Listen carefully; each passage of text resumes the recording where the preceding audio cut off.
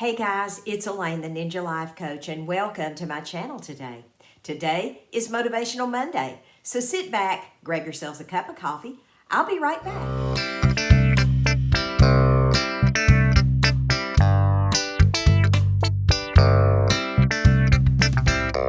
Hey everybody, I'm back. Today we're going to look at Psalm 13, and we're going to look at the entire psalm. I'm going to read it to you today because this is just a really interesting psalm to me. And it reads like this: How long, O Lord, will you forget me forever? How long will you hide your face from me?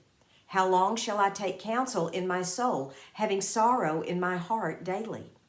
How long will my enemy be exalted over me? Consider and hear me, O Lord my God. Enlighten my eyes, lest I sleep the sleep of death, lest my enemy say, I have prevailed against him, lest those who trouble me rejoice when I am moved. But I have trusted in your mercy. My heart shall rejoice in your salvation. I will sing to the Lord because he has dealt bountifully for me. I love the way this psalm ends. But if you think about the psalm in its entirety as a whole, the psalm actually starts out with a cry and a lament to God. David says in this psalm, how long will you forget me, Lord? Will you forget me forever? Basically, here I am, Lord. Why are you not moving on my behalf? Have you forgot about me? I'm your servant. Where are you? And then he goes on in verse 3 to say, hear me, O Lord, because if you don't, I'm going to die if I don't hear from you. My enemies are going to overtake me. They're going to kill me. Please don't let this happen to me. And then down in verse 5, he said, but I trusted in your mercy, O Lord. My heart will rejoice in your salvation. I will sing to the Lord because he has dealt bountifully with me. If we look at this psalm carefully, there is nowhere in this psalm that it says David's circumstance changed between verses 1 and 5. He was lamenting, have you forgotten me, Lord? Where are you? But then he comes to the conclusion, I will trust in you, Lord. You have dealt bountifully with me. You are my God. How did he come to that conclusion in 5 short verses? How did he go from, I'm going to die, to, but I will trust in you, Lord? I think one thing that made David really remarkable was David was a very quick repenter.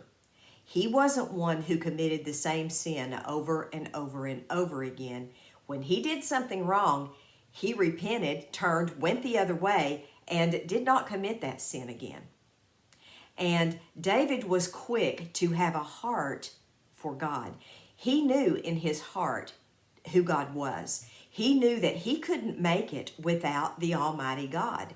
So he didn't let a lot of time linger here while he was feeling sorry for himself. He said what he had to say before the Lord. And then he came in verse 5 to the correct conclusion. He said, let's read it again. But I have trusted in your mercy. My heart shall rejoice in your salvation. I will sing to the Lord. Why? Because he has dealt bountifully with me. In other words, even though this circumstance looks bad, even though I think you may have forgotten me, even though my enemies are trying to overwhelm me, you have dealt bountifully with me, O Lord. See, David remembered what God had done for him in the past. He knew how God had delivered him many, many times from the hands of his enemies. He remembered that. So here in this psalm at the end, he's just reaffirming to himself what he already knew. This is a great lesson for us to take away today. Because regardless of how we feel, regardless if we think God has forgotten us, he hasn't. He hasn't. He remembers us. There is never a moment of time when we are not on God's mind. Always. He sees us. He's with us. We carry him. We carry that treasure here in our hearts. That's just amazing, isn't it? That there is nowhere we can go to escape from God. And David knew this. David knew that no matter how he felt, in whatever circumstance, God dealt well with him. God had given him abundantly more than he ever needed or asked. David was a wonderful example of someone that we need to mimic. He really had that yearning desire to be close to God because he knew God's character and attributes, and he wanted more of God. Was David perfect? Heavens no. He was not perfect in a lot of ways. He was actually a murderer. But you know, that heart that he had was a heart that really yearned for God. And I envy that so much because that's something that I know that I lack in. Because when we get distracted by things that are going on in the world with our friends, our family, our circumstances, whatever it is, we sometimes forget that God has dealt bountifully with us. If we live in a free country, God has dealt bountifully with us.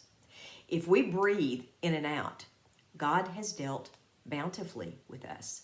If we live in a house, God has dealt bountifully with us. If we have a car, God has dealt bountifully with us. If we have legs to walk, God has dealt bountifully with us. We need to take a step back and recognize that even though at times we do feel like maybe God has forgotten us, we do feel like that. And I'm going to be the first to admit I feel like that sometimes. But you know, the New Testament tells us that God's eye is on the sparrow. And how much more valuable are we than a sparrow? We're much more valuable than a bird in the sight of God. So he hasn't forgotten us. He's dealt bountifully with us. Today, as you go about your day, guys, think of the ways that God has dealt bountifully with you. What are some of the blessings that you have? What are some of the things that you can look back on in your life and say, wow, God really moved on my behalf? What are those things? Today is a good day to look back at that and write them down. Get your journal out, take note. Guys, when you get an opportunity, hop on over to Amazon and take a look at my journal. It's called One Brave Woman. I'll drop a link down in the description box so you can take a look at it. It's blank, but it's a hardback journal, and it's a great place to jot down your thoughts for the day. I am a big believer in journaling, and that's a great way to work through your thoughts and feelings, is to get that journal out and write it down. Guys, hope you all have a great day. God bless you all. I love you guys. Maranatha, folks. Bye-bye.